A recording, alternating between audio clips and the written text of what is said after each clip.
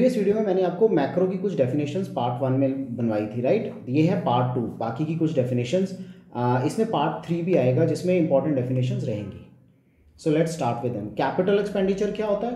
Capital expenditure वो expenditure जिसको हम यूज़ करते हैं for purchasing an asset. So expenditure which either creates an asset और causes a reduction in the liabilities of the government. जैसे construction of metro, हाँ ये कैपिटल एक्सपेंडिचर है।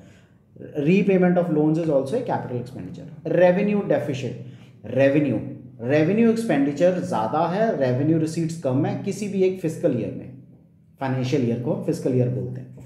फिजिकल डेफिसिट जिसमें total expenditure and total receipts excluded the borrowings. अब total expenditure में क्या आता है? टोटल एक्सपेंडिचर में आता है revenue expenditure plus capital expenditure. और रेवेन्यू रिसीट्स में टोटल रिसीट्स में क्या आता है? Revenue receipts plus capital receipts. We have seen the definition of all the four, that is revenue expenditure की, कैपिटल एक्सपेंडिचर की, revenue receipt and capital receipt की। Primary deficit, primary deficit होता है difference किसका? फिजिकल डेफिसिट का और interest payment का। That is what we call as primary deficit. Aggregate demand, aggregate total demand, it refers to the total expenditure on goods and services that are produced in an economy during a period of time. किसी भी एक time में जितना total खर्चा होगा goods and services पे, right, it is the money value of the total demand for goods and services किसी भी एक इकोनॉमी में during a given period. So aggregate demand is consumption plus investment plus government spending plus net exports. Net exports means export minus imports. Aggregate supply क्या होती है? C plus S. So it refers to the flow of goods and services in an economy. किसी भी economy में flow क्या चल रहा है गुड्स का और सर्विसेज का किसी भी एक साल में, उसको हम एग्रीगेट सप्लाई बोलते हैं। It is the money value, total output जो हम प्रोड्यूस करते हैं गुड्स की या सर्विसेज की, जो परचेज कर सकते हैं लोग इकोनॉमी में during a given period of time. So aggregate supply is C plus S, consumption plus savings. ये क्वेश्चन आपको 1 नंबर का जरूर आएगा, इधर ex ante savings, ex ante investment, ex post savings, ex post investment. ये ध्यान से पढ़ लो, 1 मार्कर कंफर्म क्वेश्चन है। Ex ante, it refers to the planned savings at different levels of income in the economy. So planned saving जो आप पहले से प्लान करके रखते हो, राइट। सो इसको अगर मैं लैंग्वेज यूज करूं आपको समझने के लिए, सो हम बोलते हैं ना प्रीपेड एंड पोस्ट पेड, वही डिफरेंस है। सो जब आप प्लान कर लेते हो planned savings at different levels of income in the economy. Investment क्या होती है? Ex ante. Ex ante investment का मतलब है डिजायर्ड या planned investment corresponding to income levels in the economy. So अलग अलग जो इनकम लेवल्स हैं वहां पे कितनी कितनी इन्वेस्टमेंट होगी उसको हम एक्स एंटे इन्वेस्टमेंट बोलते हैं।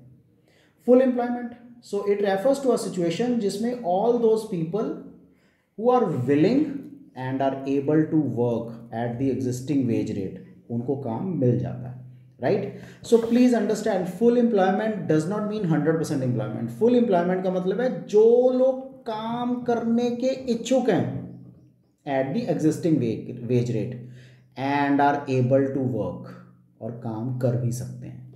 For example, there is a person who is graduate और उसको प्रोफेशनल नौकरी चाहिए, डॉक्टर MBBS वाली जॉब चाहिए, डॉक्टर बनना है।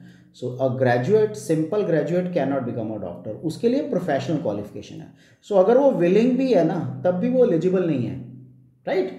सो come back to the definition again, उसका मतलब है it refers to a situation जिसमें जो लोग विलिंग हैं और काम कर सकते हैं। So simple graduate can not work as an MBBS doctor, existing wage rate पे उनको काम मिल जाए, उसको फुल एम्प्लॉयमेंट कहते हैं। इनवॉलेंट्री अनएम्प्लॉयमेंट, ये वो सिचुएशन है जिसमें ऑल दोज पर्सन जो काम करना चाहते हैं and able to do the work at the existing wage rate पे काम कर सकते हैं बट उनको काम नहीं मिलता, this is involuntary unemployment. Ex post savings, ex post refers to the actual और realised saving in an economy during a year. Ex post मतलब post paid, right. So ex post और actual saving is the sum total of planned savings, जो भी आपकी planned savings है उनका sum total, and unplanned savings उनका sum total, right. इसको ex post savings बोलते हैं। एक्सपोस्ट इन्वेस्टमेंट क्या होती है? रियलाइज्ड और actual investment in an economy during a year. Ex post actual investment is the sum total of planned investment का total and unplanned investment का sum total. Voluntary unemployment. What is voluntary unemployment? Voluntary unemployment एक वो situation है जिसमें person is not willing to do the work at the existing wage rate. So मर्जी से वो काम नहीं कर रहा. Induced investment. इंड्यूस यानी कि आप उसको पुश करते हो कि वो इन्वेस्टमेंट करे. सो कुछ फैक्टर्स हैं जो उसको पुश करते हैं जिसके कारण इन्वेस्टमेंट होती है. So it refers to the investment that depends on the profit expectations and is directly influenced by the income level. So या तो प्रॉफिट एक्सपेक्टेशंस होंगे या उसका इन्फ्लुएंस होगा इनकम लेवल से. इसको इनकम इलास्टिक इन्वेस्टमेंट भी कहते हैं. ऑटोनोमस इन्वेस्टमेंट, अपनी मर्जी से ऑटोनोमस. ये वो इन्वेस्टमेंट है which is not affected by changes in the level of income and is not included by the profit motive. So ये वो इन्वेस्टमेंट है जिसमें not affected by changes in the income level. Income level जितना मर्जी बढ़े जितना मर्जी घटे उससे कोई फर्क नहीं पड़ता. It is income in elastic होती है. इनकम का कोई फर्क नहीं है. It is not influence by change in income. Change in जितनी इनकम बढ़ेगी घटेगी उससे कोई इन्फ्लुएंस नहीं है. Autonomous consumption. अगर इनकम ज़ीरो है तब भी कुछ ना कुछ कंजम्पशन होती है. फॉर एग्जांपल जो बच्चे 14 साल या 15 साल से कम है या 18 साल से कम है, अगर वो जॉब नहीं कर रहे हैं स्टिल दे आर कंज्यूमिंग. सो कुछ ना कुछ जो वो कंज्यूम कर रहे हैं दैट इज देयर कंजम्पशन. इसको हम ऑटोनोमस कंजम्पशन बोलते हैं. So amount of consumption expenditure where income is zero, C is greater than zero. Even if income is zero, consumption cannot be zero. Income अगर zero है तब भी consumption zero नहीं हो सकती. Right? Consumption will take place from past savings से survival के लिए कुछ ना कुछ वो consume करेंगे ही करेंगे. Autonomous investments, ये वो investments हैं which is made irrespective of the level of income. आपका level of income कुछ भी हो फिर भी आप invest करोगे ही करोगे. Right? So autonomous. It is generally done by the government sector करता है. It is income inelastic. Income inelastic है यानी कि इनकम का इम्पैक्ट नहीं होता. The volume of autonomous investment is same at the level of income. So level of income पे volume same रहता है इनका. Consumption function. So relationship between consumption and income. Autonomous consumption, we have already discussed autonomous consumption. So consumption at zero level of income. ठीक है, one liner. इसको हम consumption function कहते हैं कि जीरो लेवल ऑफ इनकम पे जो भी कंजम्पशन है. propensity to consume, the level of consumption at different levels of income in an economy. वो consumption का level जो different levels of income पे होता है. Average propensity to consume, so ये ratio है consumption and total income. APC is C over Y. Marginal propensity to consume क्या होता है? Difference. So ratio between change in consumption to change in income. Change in consumption to change in income. MPC is change in C over change in Y. So value of MPC 0 and 1 के बीच में होता है. Average propensity to consume can never be 0. APC is 1 at break even point जहाँ पे C equals to Y होगा. So अगर मैं आपको डायग्राम में समझाऊँ यहाँ पे APC C is equal to Y. Value of MPC ranges between 0 and 1 में रेंज करती है. सेविंग फंक्शन, सो वो सेविंग और इनकम में जो रिलेशनशिप है हम करते हैं ना, y is equal to C plus S. So अगर कंजम्पशन 0 है तो y is equal to S. Propensity to save, it shows different levels of savings at different levels of income in an economy. Average propensity to save, so ratio of total savings to the total income, S over Y. APS can be 0. It rises with the rise in income. APS is S over Y. Marginal propensity to save. It is the ratio of change in savings resulting from change in income in the economy. So MPS is change in S over change in Y. Concept of devaluation and revaluation. Devaluation of currency and revaluation of currency. जब exchange rate increase होता है, fall in the value of domestic currency due to intervention of the government increases forcefully. इसको हम devaluation of domestic currency बोलते हैं. जब आपकी currency की वैल्यू कम हो जाती है इसको हम devaluation बोलते हैं. नॉर्मली क्या होता है, $1 पे अगर आपको 80 रुपीज़ देने पड़ रहे हैं लेकिन अब $1 पे 90 रुपये देने पड़ेंगे तो devaluation होता है. जब एक्सचेंज रेट डिक्रीज होता है यानी कि rise in the value of domestic currency, हमारी करेंसी की वैल्यू इंक्रीज हो जाती है due to intervention of the government, then it is called revaluation. So devaluation और रीवैल्यूएशन गवर्नमेंट की इंटरवेंशन से होता है। रीवैल्यूएशन केस में क्या है, $1 मान लो 80 रुपये देने पड़ रहे हैं $1 को लेने के लिए। अब अगर $1 को देने के लिए आपको 70 रुपये देने पड़े तो ये रीवैल्यूएशन ऑफ करेंसी है। लेकिन अगर $1 को देने के लिए आपको 90 रुपये देने पड़े, this is devaluation of currency, but ये होता गवर्नमेंट के थ्रू है।